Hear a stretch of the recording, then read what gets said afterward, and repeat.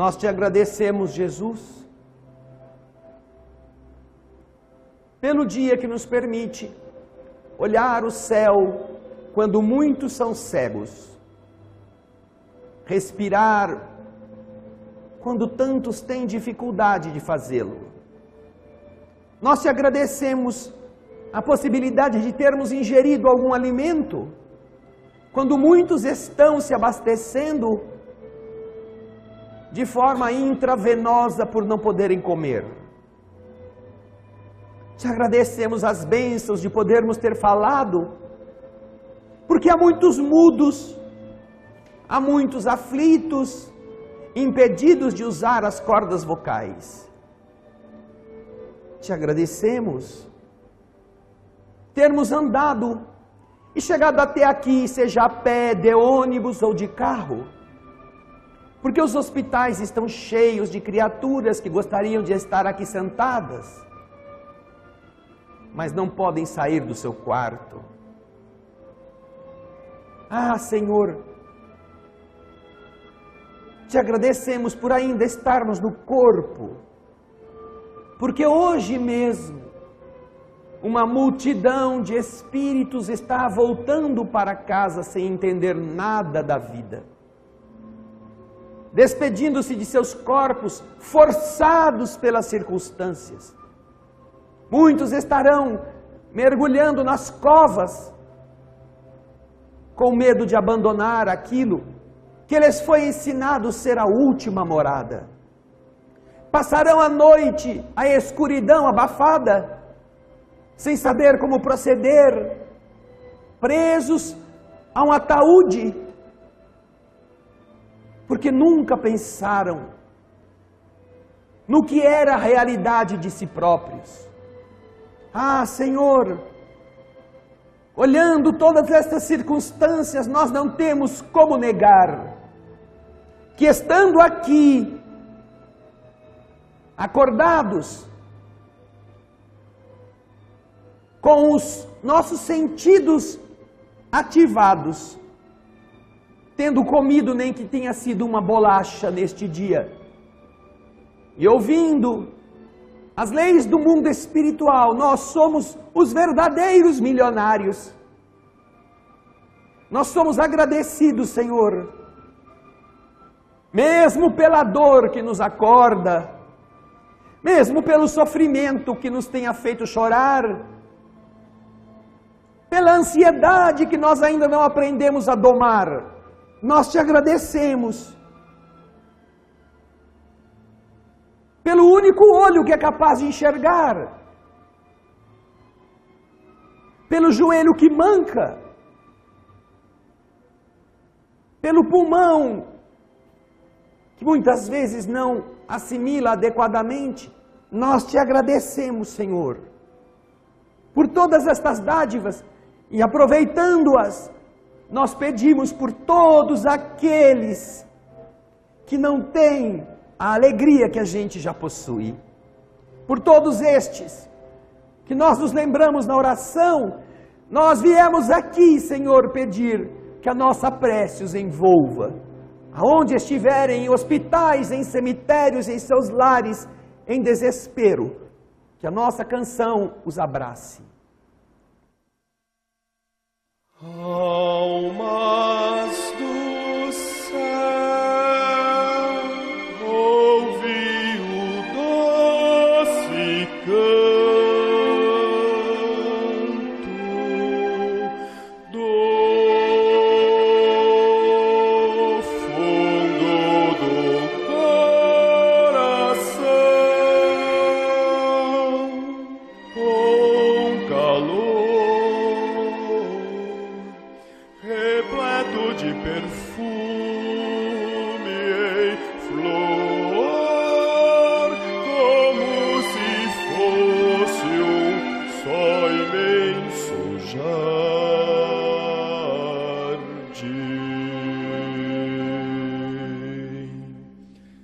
É a voz do bem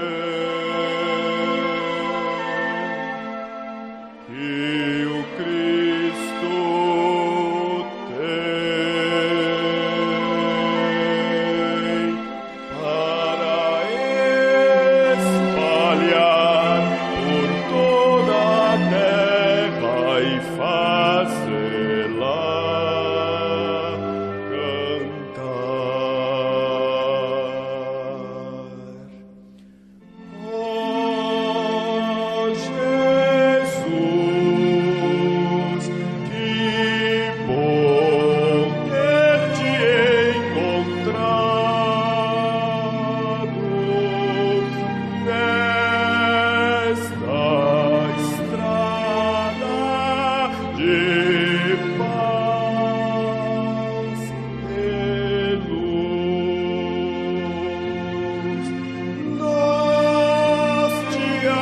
agradecemos e assim queremos te espalhar, te dividir com quem não sabe sorrir, a quem ficou na solidão. Deixa eu estender a tua mão a quem precisa te encontrar. Deixe ajudá-lo a te achar, ó meu Senhor, e ensino amor. Quero servir.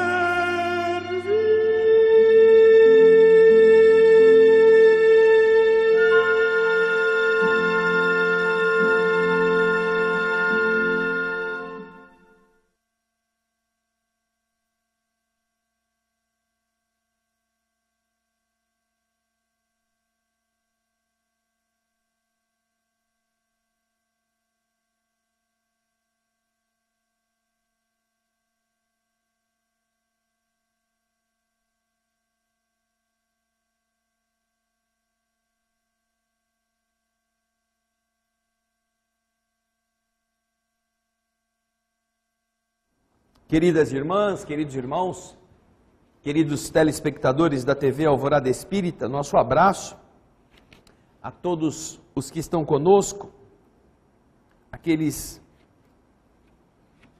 que estão participando da transmissão desta tarde.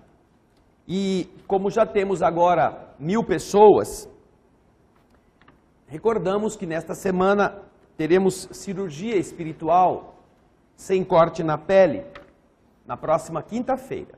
Essa mesma que você está assistindo agora poderá ser realizada também pela internet na próxima quinta às 19 horas.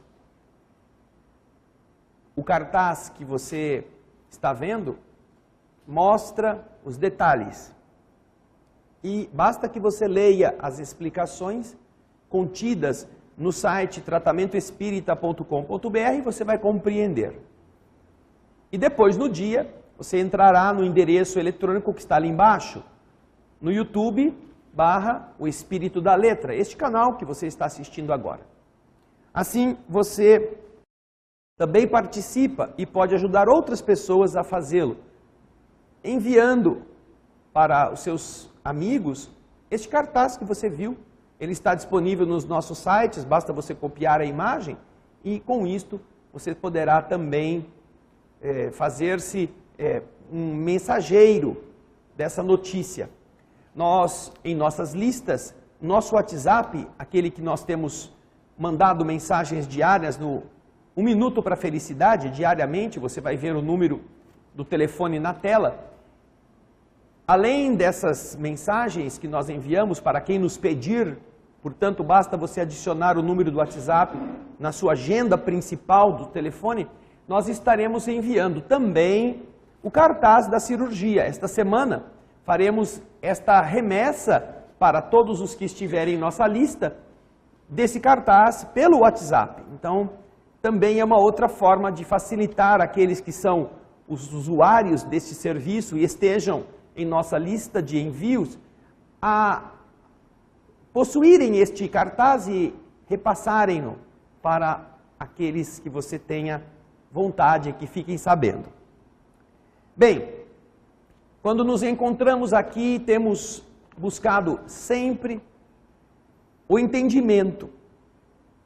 Muitos frequentam as casas religiosas buscando receber coisas, como a gente vai, às vezes, depois que a feira termina, na rua, e a gente vê um monte de gente procurando restos de comida, procurando pegar aquilo que está estragado ou semi-apodrecido.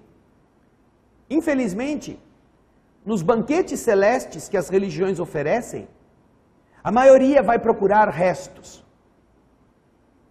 Porque elas não estão interessadas em comida boa, no esforço de chegar antes para ter qualidade. Elas querem de graça o que já está desprezado.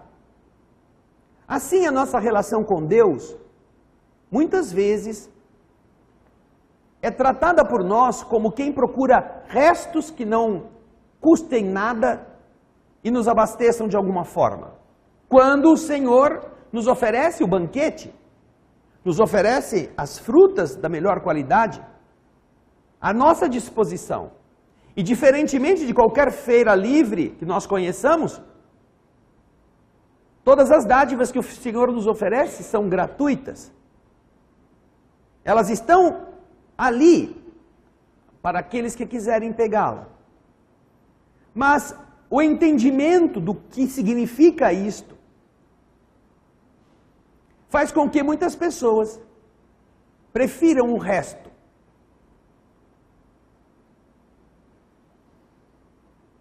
Prefiram chegar no fim da feira. É muito comum pessoas que frequentam a missa apenas para fazer de conta que cumpriram o seu compromisso com Deus. Não prestam atenção, não geram nenhuma introspecção naquilo que está sendo falado. Não aproveitam nada, mesmo que você já tenha ouvido, e mesmo que o pregador não esteja inspirado,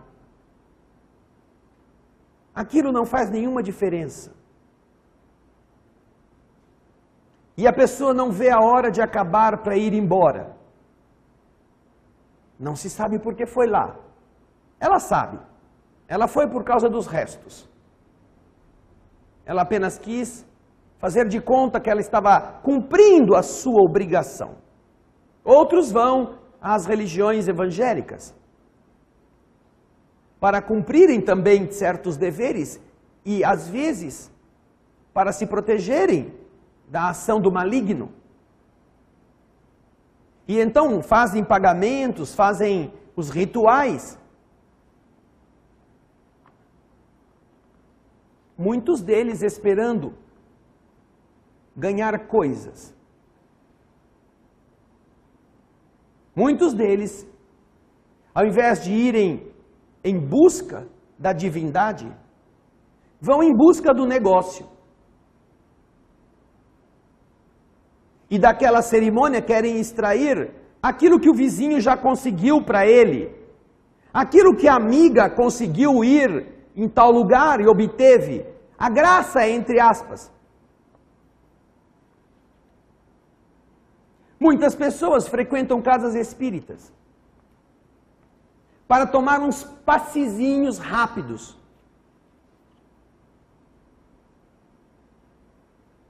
Entre um lugar que atende a pessoa que chega sem dar-lhe nenhuma informação e outro que a pessoa tem que se sentar, tem que escutar, boa parte prefere aquele lugar em que é o passe drive-thru. Sabe? Passe drive. Aliás, para vocês que estão dando risada, na igreja evangélica já existe a bênção drive-thru. O cara chega de bicicleta, chega de moto, chega de carro, tem um pastor lá, ó. Para o carro aí que eu vou botar a mão, vou ungir você. Não sei se isso é pago. Mas é o passe drive-thru. Quando a pessoa não percebe que o grande problema não é ela ir na igreja, não é ela ir no templo evangélico, nem é ela ir tomar passe. O grande problema é ela não aprender. Porque os problemas que a estão levando a procurar Deus, ela está causando. Só que, ao invés de lhe ser explicado como é que ela pode evitá-los, não. Preferem dizer, vem aqui, paga tanto que você vai ser atendido. E assim as pessoas acham que funciona. No livro Libertação, que nós estamos lendo e comentando no nosso programa O Espírito da Letra, toda semana nós temos um capítulo novo. Semana passada foi ao ar o capítulo 8, se não me engano. Esta semana teremos o capítulo 9. Este livro, ele fala uma coisa interessante, acho que ele está aqui. Deixa eu deixar o outro aqui. Só para que vocês entendam ao que me refiro.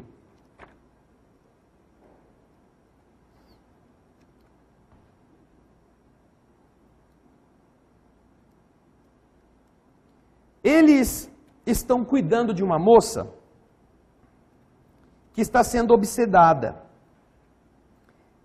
Ela está numa situação perturbada, porque espíritos que estão vinculados a ela por longos séculos, um deles deseja tirar-lhe a vida física,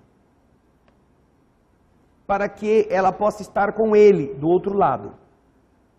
Talvez esses tipos de amor, entre aspas, né? Obsessivo.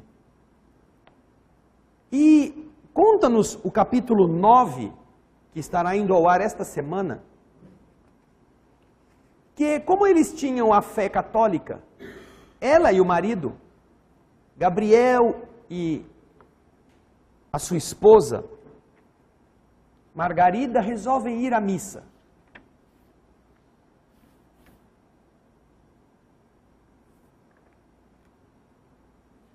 E esse capítulo 9, ele é muito, muito explicativo.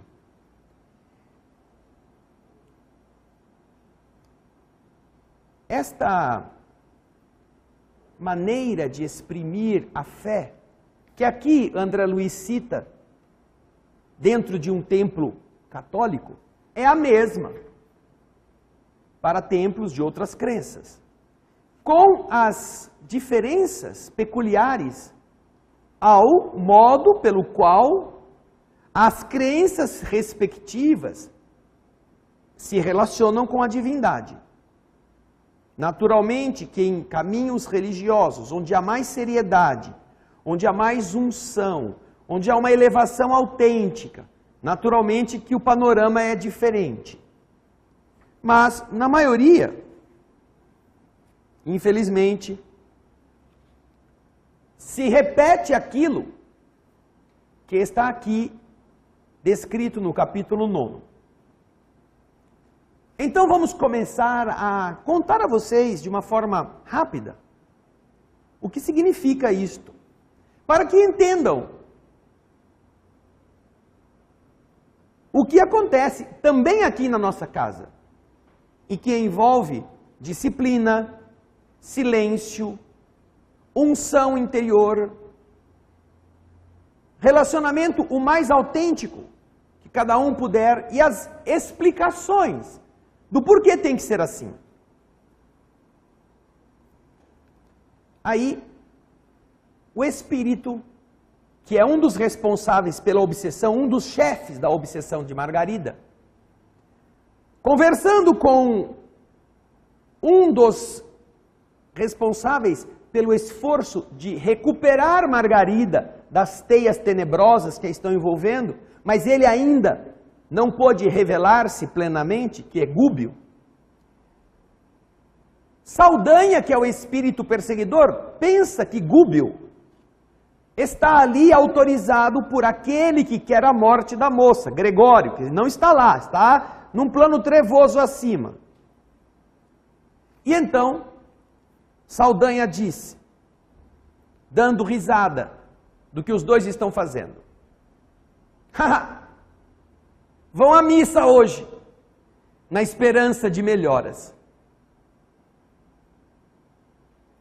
Mal ele havia terminado de informar isso, um tristonho e simpático cavalheiro, que era o marido, o esposo da vítima, entrou no quarto, trocando palavras amorosas e confortantes com Margarida. Amparou-a, ajudou a vestir-se, e decorridos alguns minutos, notei apalermado, diz André Luiz, o espírito que está escrevendo essa história, que os dois, o casal, acompanhado por extensa malta de perseguidores, tomavam um táxi na direção de um templo católico. Nós os seguimos, da mesma forma. O veículo, diz André Luiz, havia se transformado como que num carro alegórico de festa de carnaval. Entidades diversas amontoavam-se dentro do carro, em torno do carro, sentadas nos paralamas e até mesmo no teto reluzente do táxi tinha espírito apinhado. Estavam se transportando sem precisar pagar a corrida, nem o taxímetro. Eles têm essa vantagem. Minha curiosidade era enorme, diz André. Descendo a porta de um elegante santuário, observei um estranho espetáculo. A turba de desencarnados em posição de desequilíbrio, espíritos desequilibrados, era talvez 5 vezes maior do que a assembleia de crentes em carne e osso. Havia 5 vezes mais espíritos desajustados do que o número de pessoas que tinha ido naquela igreja rezar. Compreendi que ali, na maior parte, eles se achavam com o propósito deliberado, proposital, de perturbar e de iludir os que tinham ido rezar. O obsessor Saldanha encontrava-se excessivamente preocupado com Margarida e com o marido, que ele estava atuando sobre, para dar muita atenção para nós, André, Eloy e Gúbio. Então, Gúbio se afastou um pouco em nossa companhia, a fim de nos dar alguns esclarecimentos. Entramos no templo, onde se comprimiam nada menos de 7 a 8 centenas de pessoas. Havia, assistindo à missa, 700 a 800 pessoas encarnadas. Se o número de desencarnados, de espíritos, era 5 vezes maior do que isto, você imagina que havia de 3.500 a 4.000 espíritos no mesmo ambiente, não visível. A algazarra dos desencarnados, ignorantes e perturbadores, era de ensurdecer. A atmosfera pesava. A respiração, diz André, passou a ser muito difícil para mim pela condensação dos fluidos semicarnais que ali reinavam. Havia muito encarnado que estava também oferecendo, sem saber, energias fluídicas, materiais, e uma quantidade muito grande de entidades de baixo padrão vibratório, cuja densidade fluídica também é muito grande. Por isso, os espíritos, que como André, como Gúbio, como Eloy, já tinham um outro padrão vibratório, quando eles entram em um ambiente mais denso, vibratoriamente falando, eles sentem o impacto. É como quando você tem que andar dentro da água. Você tem que caminhar sobre a areia fofa. Você sente aquele peso. Todavia, diz André, olha só o que ele está falando, hein? Ao olhar para os altares, confortante surpresa me aliviou o coração. Dos adornos e objetos do culto, no altar da igreja, doce luz emanava, que se espraiava pelo alto da nave visitada do sol. Fazia-se imperceptível a nítida, fazia-se perceptível, era notável a nítida linha divisória entre as energias da parte inferior do recinto e as que vinham da parte superior da igreja. Onde estavam as imagens, geralmente elas ficam em nichos mais elevados, os adornos, aquilo tinha um nível vibratório totalmente diferente. E a parte ali abaixo, que ia da frente ao fundo da igreja, onde estavam as pessoas, onde estavam os que foram rezar, estava densificada pelo peso vibratório.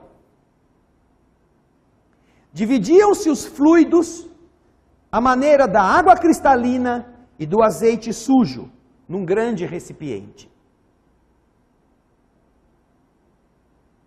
Contemplando a formosa claridade dos nichos, perguntei ao instrutor, diz André, o que estamos vendo? Não diz o segundo mandamento trazido por Moisés que o homem não deve fazer imagens de escultura para representar a paternidade celeste? Essas imagens aí, Moisés manda que a gente não faça imagem. Como é que essas imagens estão assim, luminosas? E Gúbio responde a ele, é verdade. E determina o testamento que ninguém se deve curvar diante delas. Isso está na Bíblia. Efetivamente, André, é um erro criar ídolos de barro ou de pedra para simbolizar a grandeza do Senhor. E naturalmente é fácil de entender isto. Por que foi feita essa proibição? Porque quando nós usamos um símbolo para reverenciar, nós esquecemos da divindade e nos prendemos ao símbolo. Eu não vou pedir para vocês mostrarem, nem para dizerem se tem, mas na bolsa de muitos de vocês que estão aqui, daqueles que nos assistem, deve ter um santinho, deve ter um simbolinho, deve ter algum papelzinho que você ganhou na igreja que você guarda como se fosse um amuleto para você. A hora que você precisa, você pega aquele negocinho e ou beija, ou passa atrás da orelha, ou lê de novo. Como se o objeto fosse a força, e não o que ele significa.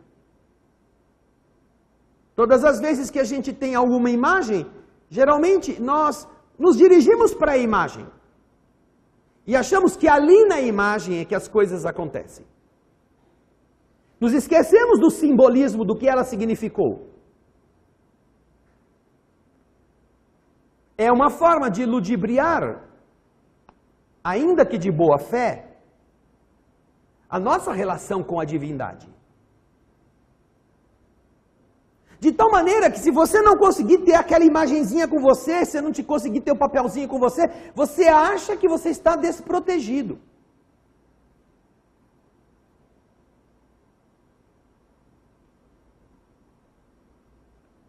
Portanto, Gúbio está explicando. É verdade, André, que é um erro criar ídolos de barro ou de pedra para simbolizar a grandeza do Senhor. Quando nossa obrigação primordial é a de render-lhe culto na própria consciência. É dentro de nós. Não é na parede, não é na bolsa. O papelzinho que você carrega com você, você já devia ter decorado o seu conteúdo e vivido o que está escrito ali. Todos os dias. Não só ter o papel como uma lembrança, uma relíquia ou um objeto místico. Agora, continua Gúbio explicando. Vejam só como os espíritos são extremamente generosos. Apesar disso não ser adequado, a bondade divina é infinita. E aqui nos achamos perante apreciável quantidade de mentes infantis. Os espíritos encarnados que vêm na igreja, grande parte deles possui a mente ainda infantil. Não é composta, essa maioria, de espíritos adultos. São grandes no corpo, mas são crianças nas relações afetivas, da maneira como encarar os problemas da vida. Quantas vezes, meu amigo, a criança acalenta bibelôs, a criança brinca com bonequinhos, com bonequinhas. Quantos de nós, quando crianças, não dormíamos, senão quando tínhamos o paninho onde a gente segurava, o bonequinho que a gente guardava no peito para dormir com ele. E se você não tinha isso, não dormia. Ou é o travesseiro, ou é o cheirinho, ou é a chupeta.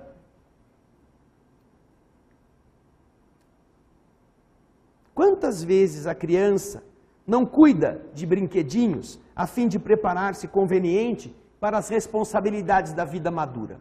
Você não vai dizer para a criança, onde já se viu, você não pode ficar com esse paninho até dormir, esse paninho é um paninho, pega qualquer outro, mas ela quer aquele paninho.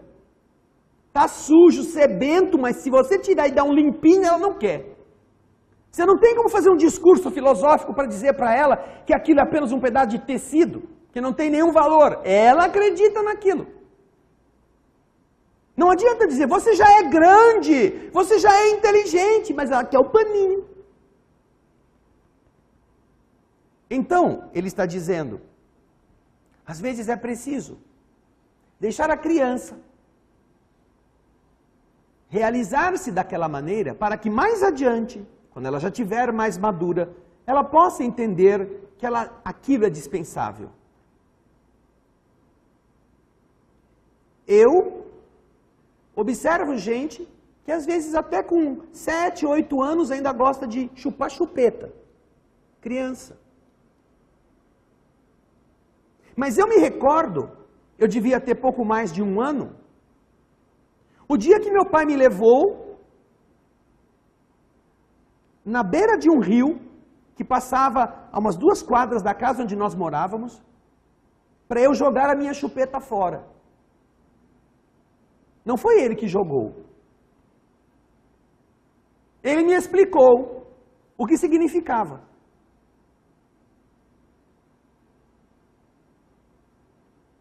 E eu entendendo que eu não precisava daquilo, disse que eu queria jogar a chupeta no rio. Então ele me levou, e eu cheguei na beira do rio, tirei a chupeta da boca e joguei lá, para nunca mais chupar chupeta.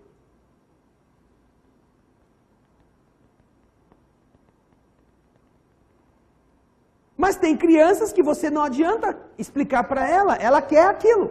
Você explica, você entendeu? Entendi, mas cadê a minha chupeta? É a mesma coisa que você fala com um adulto. Você entendeu que fumar faz mal para a sua saúde? Que você está com um problema de saúde? Porque tá... Entendi. Ah, mas cadê o meu cigarro?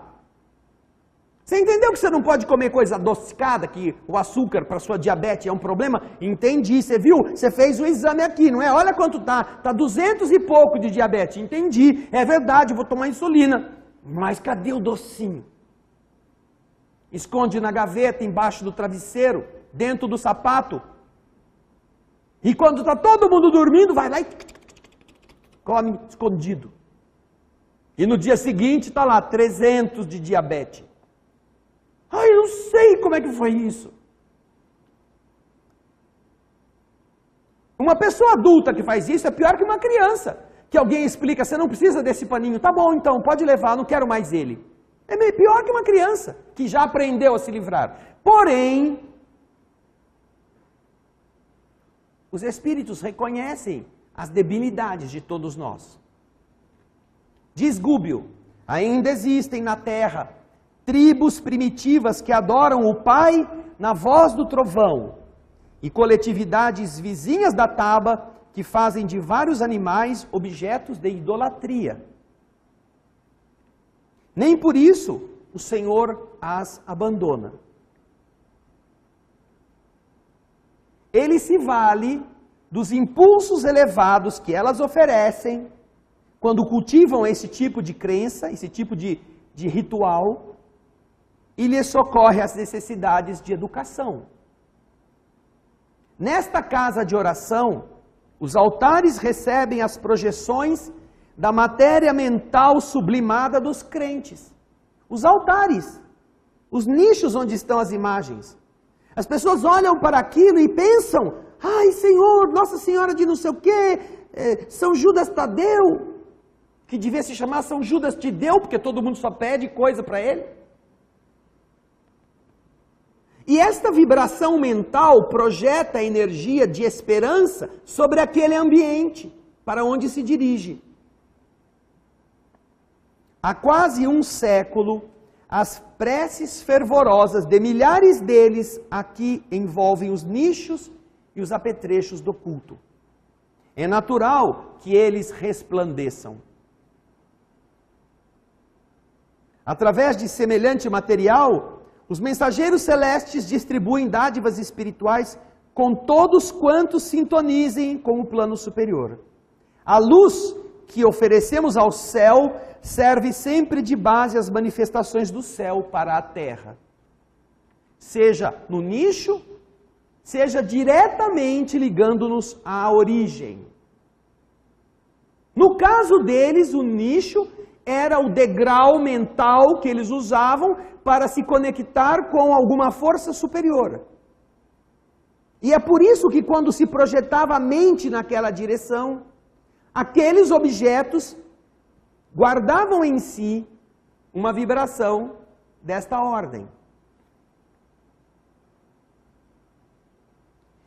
Depois de uma ligeira pausa, olhei para a multidão bem vestida.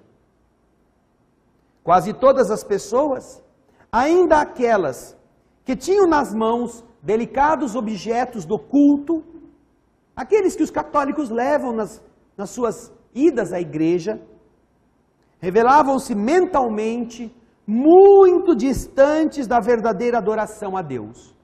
A mente deles não estava em Deus.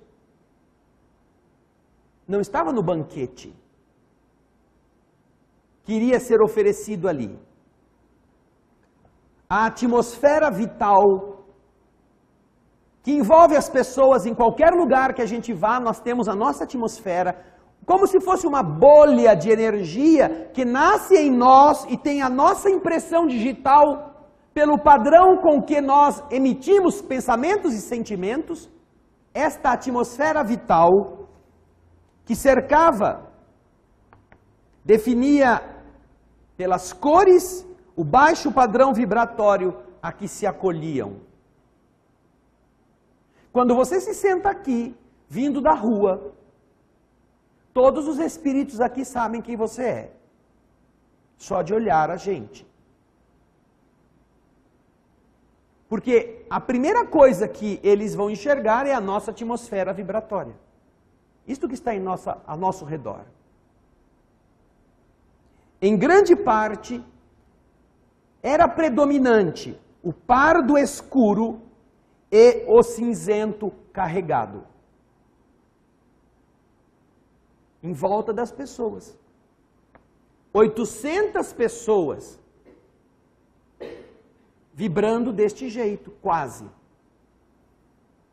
Entidades desencarnadas em deplorável situação. Espalhavam-se em todos os recantos, igualmente desta forma, com as mesmas colorações. Alguns dos encarnados possuíam raios vermelho escuros, denunciando cólera vingativa, que, para os nossos olhos, eles não conseguiam esconder. É claro que lá podiam estar até em meditação, mas a meditação era: eu tenho que matar o desgraçado, aquele cara não presta, eu vou rezar para Deus para ele se prejudicar, para que ele se dane. Não precisa falar. Os espíritos sabem como nós somos.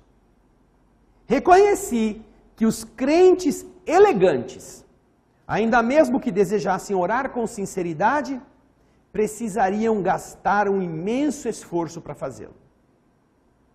O barulho, a confusão dos encarnados e a pressão psicológica, psíquica da atmosfera reinante dificultava, como vocês veem aí,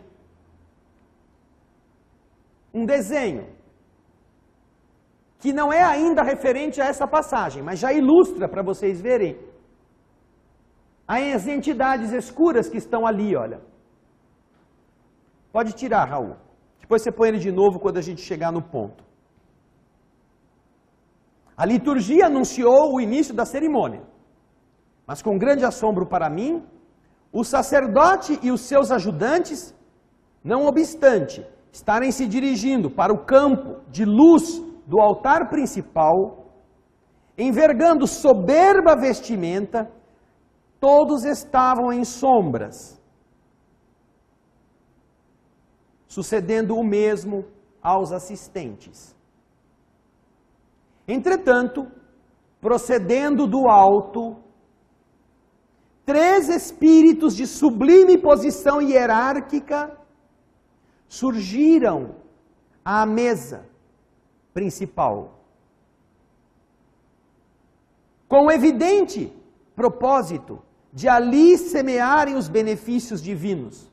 Espíritos sublimes baixaram sobre a nave, no altar principal, mesmo que os sacerdotes e seus ajudantes estivessem escuros vibratoriamente falando.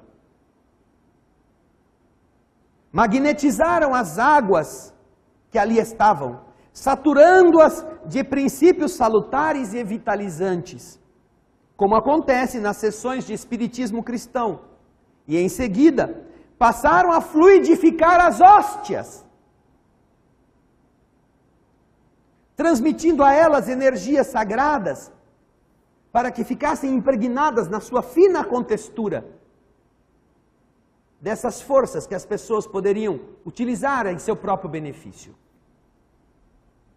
Admirado, voltei a observar a plateia religiosa, mas os irmãos ignorantes que trabalhavam no templo, sem corpo físico, os espíritos, 4.000 entidades,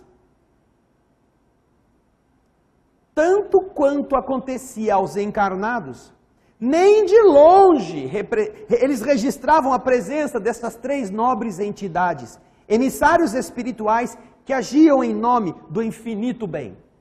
Não eram capazes de enxergá-los. É esta a imagem que o Raul vai pôr de novo. Lá estão os 3 espíritos.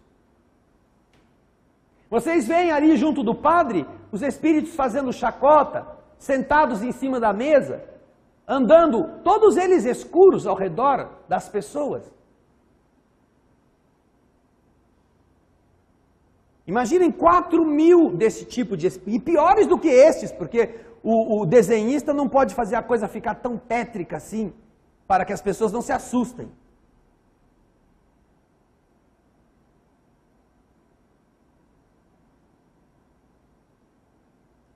Reparei, através da atmosfera de muita gente, que determinado número de frequentadores se esforçava sinceramente para melhorar a sua atitude mental na prece. Dos 800 que estavam lá, não eram todos assim pessoas doidivanas. Alguns estavam tentando se esforçar para melhorar. Reflexos arroxeados, tendendo a um brilho vacilante, apareciam aqui, apareciam ali, ao redor de alguns que estavam no culto. Contudo, os malfeitores desencarnados, de propósito, se postavam ao pé destes que se candidatavam à fé renovadora e reverente, buscando conturbá-los. Não longe, prestei atenção numa senhora que acompanhava o sacerdote com manifesto desejo de receber a bênção de Deus. Os olhos úmidos e os tênues raios de luz que se projetavam da sua mente diziam da sincera aspiração a uma vida superior. Ela queria se elevar. Que naquele instante, essa aspiração lhe banhava o pensamento devoto. Porém, 2 espíritos destes transviados, percebendo nela a esperança construtiva, tentavam anular-lhe a atenção. E segundo o que me foi permitido verificar, sugeriam à sua mente pensamentos ou lembranças de baixo teor, inutilizando-lhe a tentativa. Faziam ela se lembrar de alguém que brigou com ela, de alguma coisa que aconteceu que a desgostou, de um problema que ela vai ter que resolver amanhã. Como quando vocês que estão aqui em casa tentam fazer uma prece, mas começa o Pai Nosso e termina na oficina. Começam a Ave Maria e vão acabar na venda. Ai, amanhã eu tenho que comprar abobrinha, esqueci. Ave Maria cheia de graça, onde está a abobrinha que eu não trouxe da rua? Essa é a oração. Por quê? Porque por falta da disciplina e da convicção, a intuição negativa tira você do rumo. Se você não estiver atento, faz você, que começou bem, alguns segundos depois dos primeiros votos elevados, você se sintonizar com alguma coisa que tira você da elevação. Era o que essas entidades estavam fazendo ali. Aí, Gubbio diz, a história dos gênios satânicos atacando os devotos de mais variados matizes, no fundo, é absolutamente verdadeira. As inteligências pervertidas, incapazes de receber as vantagens do céu, transformam-se em instrumentos passivos das inteligências rebeladas, que se interessam pela ignorância das massas, com lastimável menosprezo pela espiritualidade superior que nos governa os destinos. E nós estamos vendo isso não apenas dentro da igreja, nós estamos vendo isso na nossa sociedade de hoje. Esse lixo moral, essa pornografia na música, na arte, é exatamente a representação do que Gubbio está dizendo aqui. Entidades de baixo teor, utilizando pessoas de baixo teor espiritual, para amplificar aquele tipo de padrão mesquinho que eles defendem.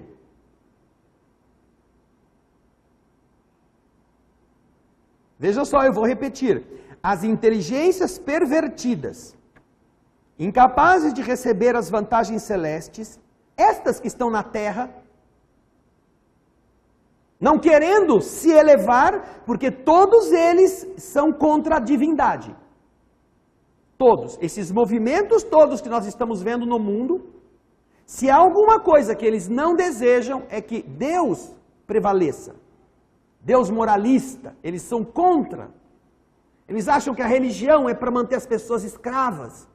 Essa postura rebelde, que dizem progressista ou renovadora, na verdade é um impulso contra o entendimento de que nós devemos nos melhorar, que devemos nos trabalhar para tornarmos-nos melhores. E então, essas inteligências pervertidas, incapazes de receberem as vantagens do céu, porque elas não querem também, transformam-se em instrumentos passivos das inteligências rebeladas, que se interessam pela ignorância das massas, com lastimável menosprezo pela espiritualidade superior que nos governa os destinos. O que mais eles querem é menosprezar as coisas de Deus, em todas as áreas, em todos os caminhos. Ridicularizar qualquer manifestação nobre da religiosidade, por mais lúcida e respeitável que seja. Não lhes interessa isto. Precisam semear o desajuste moral, o descompasso do comportamento, como se este fosse o normal. Estabelecem então todos esses tipos de palcos para que o esdrúxulo pareça o que é correto. E com isto, querem fazer mais adeptos nesta massa que muitas vezes não está entendendo o que está acontecendo. E acha bonito, e imita. A aquisição da fé, diz Gubbio, por este motivo, exige um trabalho individual dos mais persistentes, para que você adquira fé. A fé você não compra no supermercado, não é de se sentar e ficar falando amém, amém, amém, que você vai tê-la. Não é de ir procurar na igreja a conquista dos seus objetivos materiais, e quando você consegue, aí você diz, agora eu tenho fé. E às vezes os próprios sacerdotes dizem isso, a pessoa, padre, eu rezo e não consigo. É porque tua fé está fraca. Como pode ser a fé fraca? Qual que é a diferença? Tem que ir na academia então para fazer uns levantamentos de peso, uma ginástica, ficar mais musculosa? É essa fé que vai resolver o seu problema? A aquisição da fé exige trabalho dos mais persistentes. A confiança no bem e o entusiasmo de viver que a luz religiosa nos infunde, nos modifica a tonalidade vibratória. Entusiasmo no bem, ou o entusiasmo de viver e a confiança no bem. Confiar no bem e ter alegria de você estar vivo. É isso que muda a tonalidade do nosso espírito. Lucramos infinitamente com o mergulho das forças interiores no sublimado idealismo de uma crença santificante à qual nos afeiçoamos. Todavia, o serviço real que nos cabe não se resume só a palavras. Eu vou na igreja, eu fico respondendo tudo que o padre fala, eu fico dizendo amém porque o pastor grita, eu canto, quero servir porque o cara cantou também, a gente canta junto. Só palavras não resolvem. A profissão de fé não é tudo. A experiência da alma no corpo de carne destina-se de maneira fundamental ao aprimoramento do indivíduo. E é nos trilhos, nos atritos da marcha, que o ser se desenvolve, se apura e se ilumina. Porém, a tendência dos crentes em geral é a de fugir dos conflitos da estrada. Quantas pessoas não vão na igreja pedir para que Deus afaste o problema? Ao invés de pedir forças e sabedoria para resolvê-lo. Paciência para compreender o que está acontecendo. Quantos vão pedir na igreja que Deus arrume um marido rico, forte, bonitão, ou uma esposa bem rechonchuda e de preferência também cheia do tutu? Ao invés de pedir sabedoria para aguentar a solidão e amadurecer com ela. São maneiras de fugir dos problemas que ele está dizendo, ao invés de as pessoas que acreditam que esta estrada é a melhor, ao invés de elas viverem o aprendizado que esta hora lhes favorece, elas vão pedir que Deus suprima a dificuldade. Pessoas existem que depois de servirem ao ideal religioso durante 2 anos, pretendem o repouso de 20 séculos. Em todas as casas de fé, os mensageiros do Senhor distribuem favores e bênçãos compatíveis com as necessidades de cada um. Entretanto, é imprescindível que se prepare o coração na linha do merecimento, a fim de recolhê-los. O merecimento é que abre em nós o gargalo que vai recolher essas bênçãos. Entre emissão e recepção, prevalece o imperativo da sintonia. Você recebe aquilo que emite. E aquilo que você emite é aquilo que você recebe. Sem esforço preparatório, é impossível ambientar o benefício. Em vão imporíamos de imediato ao homem selvagem a vida num palácio erguido pela cultura moderna. Como você vai fazer que o indivíduo que vive na taba possa viver dentro do palácio? De repente, não pode. Ele não se adaptaria. Aos acordes de nossa música, ele preferiria os ruídos da ventania. E um cabaz de flechas lhe parecia mais valioso que um dos nossos mais perfeitos parques industriais. Portanto, para que alguém se coloque a caminho das superioridades sociais, é indispensável seja educado, de boa vontade, aceitando as sugestões de melhoria e de serviço. Em verdade, diz Gúbio, prestem atenção agora, porque ele vai falar da missa. A missa é um ato religioso tão venerável quanto qualquer outro, em que os corações procurem identificar-se com a proteção de Deus. No entanto, raros são aqueles que trazem até aqui o espírito inclinado à assimilação do auxílio divino. E para a formação de semelhante clima interior, cada crente, além do serviço de purificação dos sentimentos, necessitará também combater a influência dispersiva e perturbadora que procede dos companheiros desencarnados que buscam arrefecer, esfriar o seu fervor neste ambiente que ele está citando. Ele continuou falando muitas coisas interessantes, mas a missa estava indo para a parte final. As vozes do coro, como que projetavam vibrações harmoniosas e lúcidas ao longo da nave luminosa, e vi, num deslumbramento, que muitos espíritos sublimes penetraram o recinto. Não só aqueles 3 que estavam lá.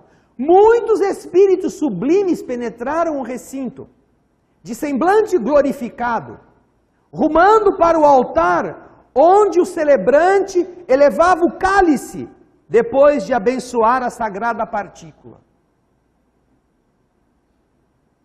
Vejam que no plano espiritual a cerimônia é luminosa. O amparo espiritual é verdadeiro. A luz está envolvendo o sacerdote que está escuro e todos os seus ajudantes que também não têm luz nenhuma, mas eles estão lá presentes apesar disto. Os espíritos elevados. Intensa luminosidade fluía do sacrário,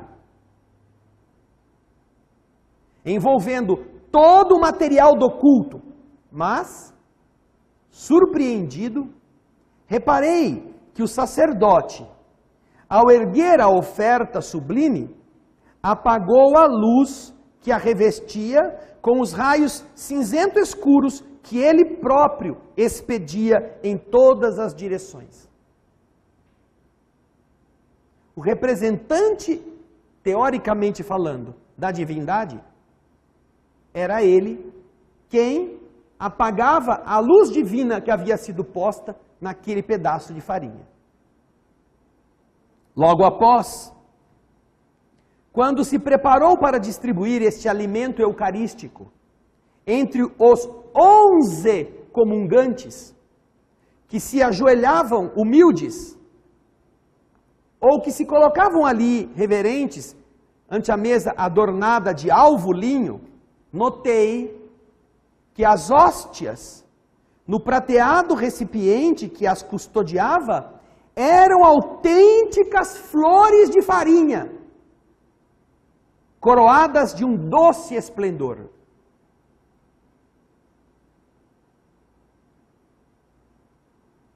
Irradiavam luz com tanta força que o magnetismo obscuro das mãos do ministro que as ia colocar na boca das pessoas não conseguia apagá-las. A mão do sacerdote apagou a hóstia que ele comeu. Mas as hóstias que iam ser servidas àqueles que tinham se candidatado a recebê-las tinham tanta luz que nem as mãos apagadas do ministro que ia fazer a entrega conseguia diminuí-las. Todavia, diante da boca que se dispunha a receber o pão simbólico, as hóstias apagavam-se por encanto. Os destinatários estavam escuros.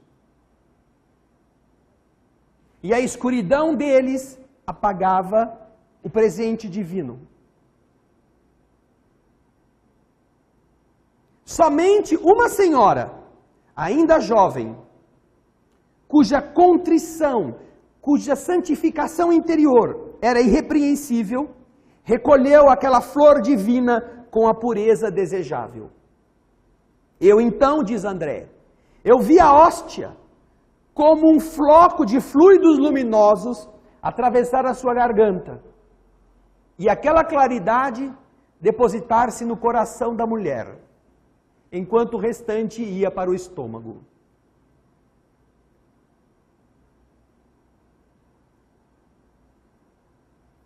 E então,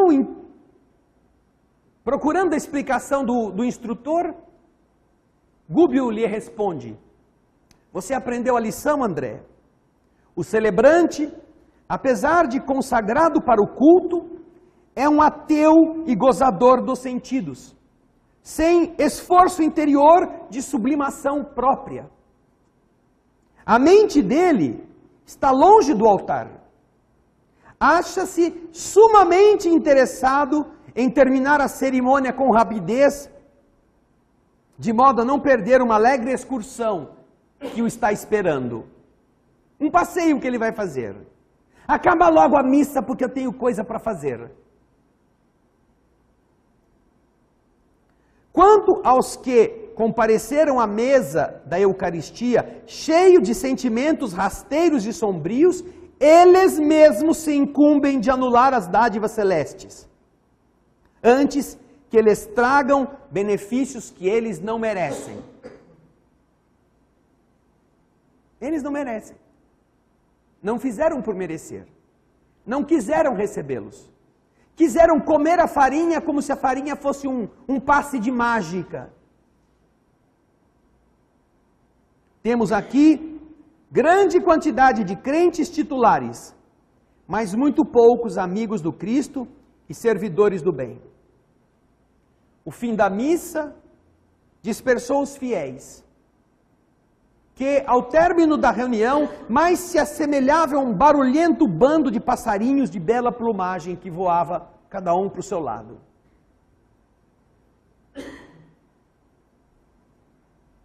Pensativo, diante de tais reflexões, ante aquilo que me fora dado observar, acompanhei o nosso orientador e o Eloy, meu amigo, para junto da enferma e do esposo, que se retiraram de regresso ao lar, cercado pelo mesmo conjunto de entidades infelizes, sem a menor alteração, iguaizinhos a quando chegaram.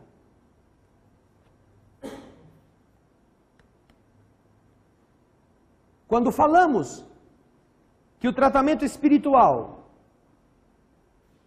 significa não apenas corrigir os órgãos que não funcionam, mas em que cada vez que você vem aqui, o que os espíritos estão empenhados em fazer, é explicar a todos nós os mecanismos da nossa elevação verdadeira, é exatamente para que você não saia daqui do mesmo jeito que entrou. E compreenda que boa parte dos problemas que todos nós temos, nós mesmos causamos, nesta vida. E a parte que nós não causamos nesta vida, nós causamos em outra vida. O nosso problema não é retificar o osso, desentupir a artéria. Nosso problema é retificar a consciência, melhorar o caráter. Pararmos de ser bonecos ou manequins de loja. E acharmos que é disto que se trata a relação com Deus. Apenas uma postura burocrática. Apenas um procedimento artificioso e exterior.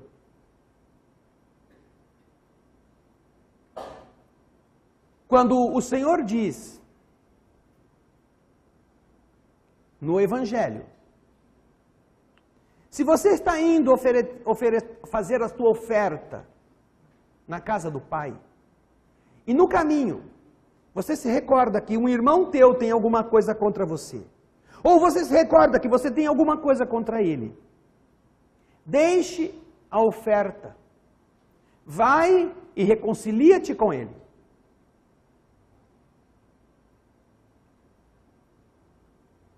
Depois de você ter feito isso, aí sim, você volta, pega a oferta e a entrega a Deus.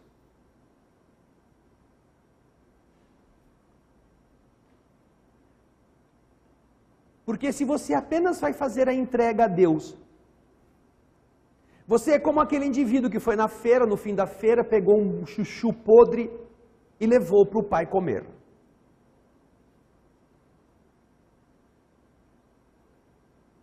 Mas esta podridão não é do chuchu, é a nossa. Quando o que o pai está esperando do filho é que ele, de verdade, compreendendo por que ele foi posto no mundo, ele vá e combata em si mesmo aquilo que tenha feito ele ficar com raiva, ou ele ter ofendido. Sentados aqui hoje, e sentados aí nos assistindo, não tenham medo de dizer: há um sem número de pessoas que têm mágoa de alguém, da própria família, que não tolera a presença de uma pessoa e que, ainda que dê um sorrisinho, fala mal dela por trás. Acha que Deus não sabe? É deste modo que você se relaciona com a divindade, quando ao seu redor estão todos os estiletes trevosos denunciando você como uma pessoa rancorosa, mesquinha.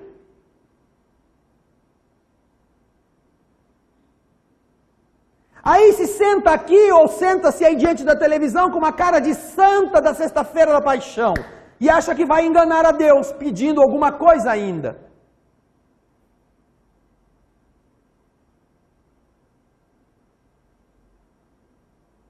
Por que não teve a coragem de ir até a pessoa e pedir desculpas?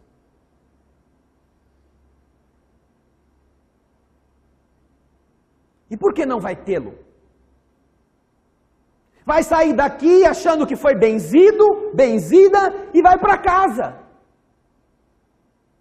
A hora que eu encontrar, eu falo alguma coisa. Quando isso vai ter valor para a gente? Como uma coisa autêntica. Se há uma coisa que na doutrina espírita a gente aprende, é que isto aqui não é a missa. E se aqui nós procuramos, sem sermos puros e estando muito longe disto, manter pelo menos o equilíbrio, o silêncio, o respeito, a verdade do nosso afeto, existem muitos centros espíritas onde você vai e é uma bagunça, do jeito que a pessoa gosta.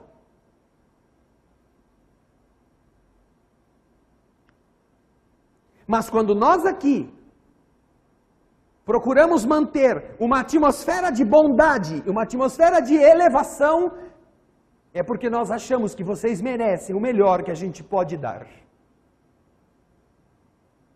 E esse melhor passa pelo dever de cada um que está aqui hoje. Não é só para dizer a vocês como vocês precisam sentir. Não.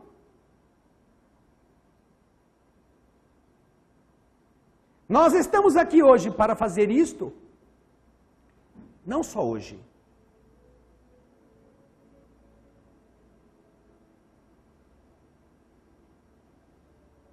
Alguns estão aqui há pouco tempo. Alguns estão aqui há um pouco mais de tempo. Mas nós estamos aqui todo o tempo. Faz só 25 anos que nós estamos aqui. Tentando fazer a mesma coisa. Alguns vêm por um período e vão embora como folhas de árvore. Quem sabe para onde foram? Carregaram em si alguma lembrança de serem pessoas que estejam fazendo o bem. Porque esta é a beleza do trabalho divino. É a de espalhar arautos da bondade pelo mundo. Não é de congregá-los num só lugar. É a de fazê-los se abastecer desta convicção de que eles são mensageiros de Deus.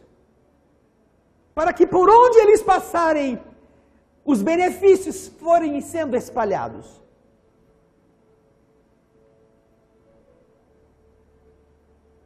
Mas às vezes nós repetimos aqui sempre histórias interessantes ou elucidativas, com a nossa precariedade, com a nossa incipiência, com a nossa falta de conhecimento, de cultura, esperando que um dia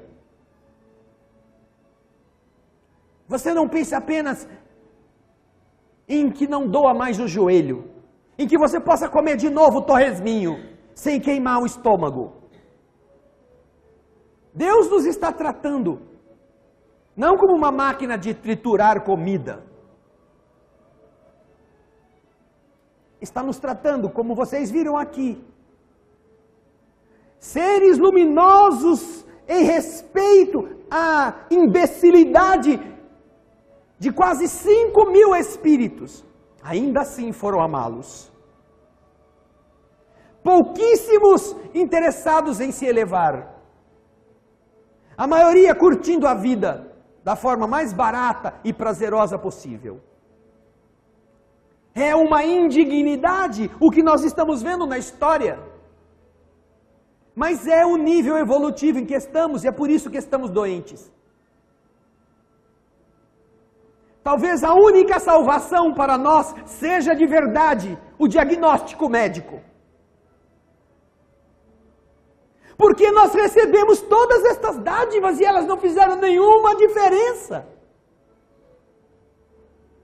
Quem sabe, quando surgir o resultado positivo de um exame qualquer, você fala, e agora então?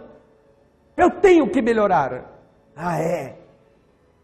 Por que esperou chegar o momento da tragédia?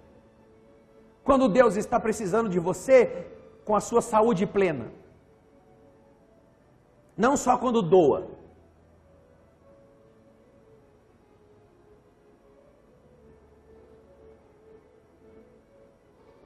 Para todos nós, essas leis são as mesmas. Em qualquer religião que a gente for, funciona igual. O amparo divino nunca falta. Mas a leviandade humana também não escasseia. Com você mesmo, você que está em casa, você que nos assiste, você que está aí assistindo mais uma vez, mais uma palestra, das mais de 1000 palestras que nós temos.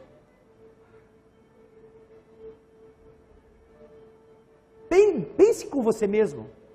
O que você fez de elevado hoje? Qual foi o seu sentimento nobre? Que boas palavras você pronunciou desde que levantou-se da cama hoje, só hoje? A quem você ajudou sem nenhum interesse? Quem você viu feliz por você ter feito alguma coisa sem esperar que a pessoa te agradecesse? O que você fez hoje que te deu alegria de ter feito porque viu um benefício chegar a um necessitado que não sabe que foi você que fez? Hoje, são 15 horas e 25 minutos. Para os que se levantaram às 6 da manhã, são pouco mais de 9 horas. Não teve tempo? Não tivemos a oportunidade de fazer o bem? Vamos esperar o quê então? Quando? Vamos perder 90 anos de vida para dizer na hora do sufoco da morte, eu não tive tempo.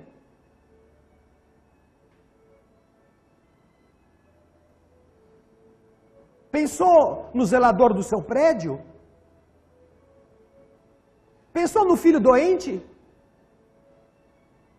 Perguntou se o filho estava melhor? Pediu a receita que o médico mandou comprar e ele não tinha dinheiro ainda? Para você não comprar, para você pedir.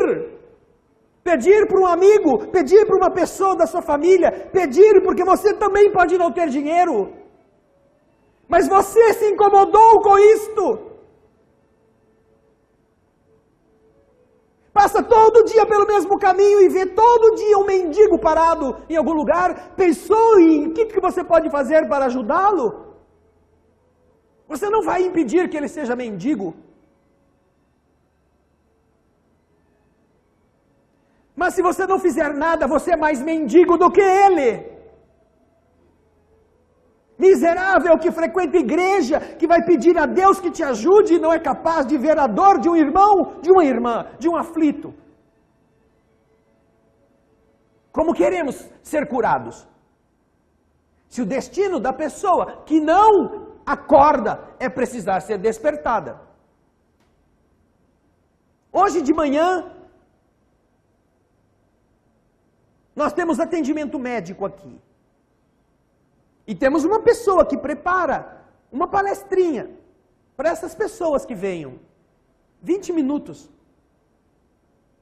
E a pessoa que preparou hoje citou uma obra espírita da qual ela tirou uma frase. Uma frase que é perfeita. Vinda, se não me engano, de Emmanuel. A frase é a seguinte: a gazela desperta ao canto do roxinol, mas a montanha só desperta ao poder da dinamite.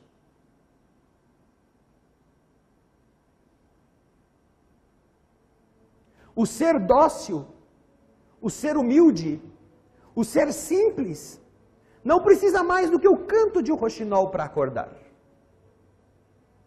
Mas o ser mesquinho, duro, egoísta, indiferente, precisa da dinamite para explodi-lo. Porque ele também precisa acordar.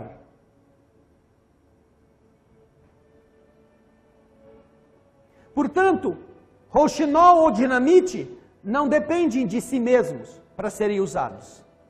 Dependem de quem eles têm que acordar. De quem nós somos. Por isso, queridas irmãs, queridos irmãos, agora que nós vamos começar ou terminar o atendimento, porque se não aconteceu nada dentro de você, enquanto você estava ouvindo, não pense no milagre que vai acontecer, porque não vai acontecer depois daqui. Se há um milagre que pode acontecer, é o milagre de hoje você ter entendido que precisa procurar a pessoa que você não gosta e pedir desculpa. Se esse milagre acontecer, o resto é fácil para Deus. Curar seu osso, fazer o seu sangue circular, tirar a dor do seu estômago, isso é fácil para Deus. Deus não pode te obrigar a que você se corrija. Isso é você. Esse milagre é você que tem que fazer. Pense nisso. Se você é gazela, ou se você é montanha. E se você se sente montanha por causa da sua indiferença, da sua dureza, do seu atraso, esforce-se para mudar isto. Porque quanto menos você for endurecido, menos dinamite vai precisar. Mas que todo mundo vai acordar, isto vai acontecer.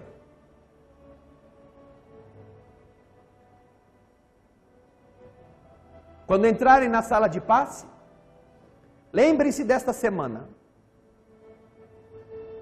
Jesus não pode ser resumido numa procissão, num ato de revolta belicosa contra quem o traiu e num coelho de chocolate no dia da Páscoa. Nós deveríamos lutar contra isto, com todas as forças pacíficas do nosso ser. Deveríamos combater esse mercantilismo que transforma Jesus num pedaço de chocolate, que não ajuda, ao contrário, apenas faz você engordar. Devíamos combater em nós a mesmice, este ritualismo barato, que como aconteceu na missa que nós ouvimos André Luiz, vai acontecer em cerimônias de todos os padrões, em que pessoas que não têm nenhuma reverência a Jesus, vão achar que porque carregam a cruz na procissão, estão salvos.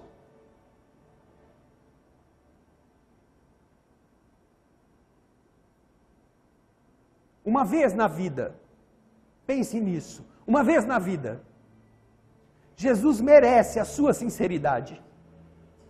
Uma vez na vida. Jesus merece que você diga: Senhor, eu fui pedir desculpa. A culpa não era minha, eu sei, mas mesmo assim eu fui pedir. Quem sabe, se eu fizer isso, você não sofra tanto preso na cruz. Quem sabe, eu fazendo isso, você possa nascer em mim, você possa aparecer, ressurgir no domingo de Páscoa, na minha alma. Quem sabe? Esse é o meu desejo. Este é o meu sonho. De um dia eu ser digno de falar o teu nome sem ter errado tanto, sem ter prejudicado tantas pessoas, sem ter estragado a vida delas. Mas se eu não começar do pouco que eu posso, eu nunca chegarei perto de você. Mesmo que eu entre nas igrejas, mesmo que eu cante os cânticos celestes. Quem sabe não seja esta Páscoa em que a gente comece a testar a autenticidade da verdadeira bondade que nós herdamos de Jesus, sem ter feito nenhum esforço. Guardem isso na consciência e façam isso valer de alguma forma. Pensem nisso.